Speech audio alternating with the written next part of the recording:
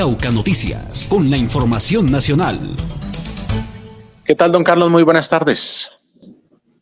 Adrián, un saludo cordial para usted, para nuestros colegas y compañeros de las diferentes emisoras comunitarias, para quienes nos escuchan a través de ellas, también a quienes nos ven a través de la red social de Facebook y también de nuestros aliados en televisión, Zona de Doble Clic, Canal 9. Bueno, una jornada intensa en el Congreso de la República entre martes y miércoles con la elección del nuevo magistrado de la Corte Constitucional, porque había mucha tensión. Primera instancia, pues, de acuerdo a sobre todo a quienes hacen parte de la oposición, pues expresaban que quien estaba más, digamos, propenso a ser elegido, que al final quedó, pues, según ellos, podía ser un magistrado del bolsillo del presidente Gustavo Petro. ¿Y cuál era su principal preocupación? Pues que las reformas, todas las reformas o todas las temáticas que pasan por la Corte, pues fueran tranquilamente pasadas sin ningún inconveniente. Entre ellas expresaban estos sectores que tienen que ver con la reelección, aunque el presidente ha dicho de todas las maneras, de todas las formas y en todos los escenarios que no piensa reelegirse, e incluso hace poco expresó que el gobierno no iba a tener un candidato.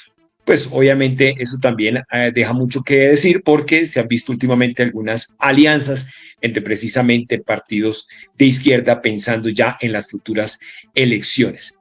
También fue polémica porque se presentó una situación bastante incómoda. Son 102 senadores y resultaron 104 papeletas. ¿Cómo? Nadie sabe, los videos los han mirado, pero eso produjo, por supuesto, que la sesión del día martes pues se aplazara, lo que también produjo malestar, sobre todo en los partidos allegados al gobierno. Y el día de ayer pues había toda la expectativa porque primero esta elección se llevara de la mejor manera y segundo de determinar quién fue el elegido. Al final, Miguel Polo, magistrado de la Corte Constitucional, conservador además, e incluso estuvo muy cerca de la línea de partidos como Cambio Radical de Germán Vargas Lleras, un hombre que indiscutiblemente ha sido contrario totalmente a este gobierno, pero de acuerdo a lo que expresan, pues el magistrado ha venido alejándose poco a poco por algunas circunstancias.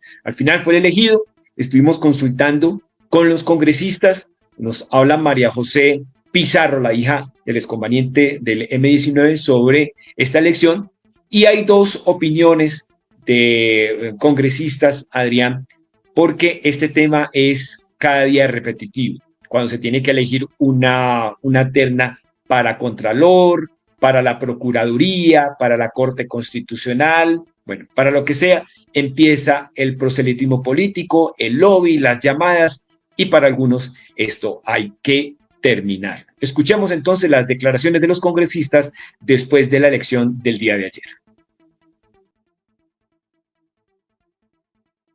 Ante las arbitrariedades y las inconsistencias del día de ayer, pues yo creo que se tomaron las medidas necesarias. Por un lado, brindar todo un proceso garante.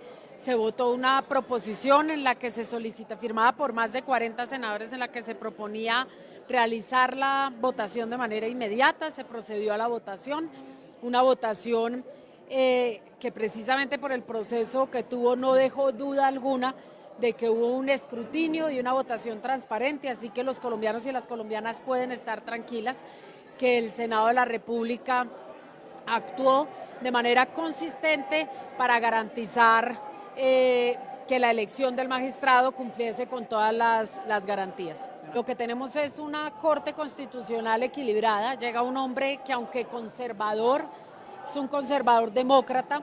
Nosotros no buscamos que se favorezcan las iniciativas, sino que se actúe en derecho y que se defienda la Constitución del 91, que se defiendan todos los derechos alcanzados durante todos estos años. Por ejemplo, cuando el Congreso se ha negado a tomar la iniciativa, a votar algunas, digamos, decisiones que son importantísimas para el país, en ese momento la Corte Constitucional ha cumplido un papel fundamental.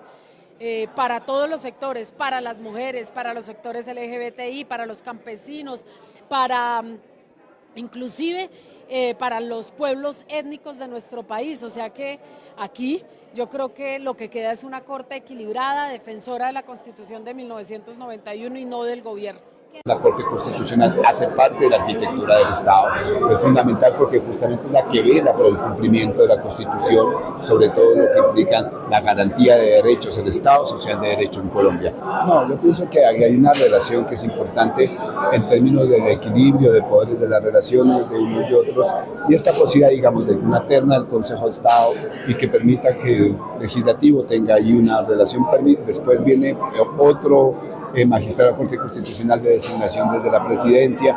Hay una serie de elementos que permiten a los tres poderes tener una interrelación entre ellos, y yo pienso que eso hay que mantenerlo. Se ha debatido mucho el método de selección, incluso las ternas, que una es de la Corte Suprema, otra del Consejo de Estado, otra del presidente. Al final de cuentas, yo creo que en el fondo sí hay que hacer una reforma. Se pierde la naturaleza misma de la estatura constitucional, que debería tener un rigor superior y menos atender políticas de turnos. Cuidar la Constitución por encima de...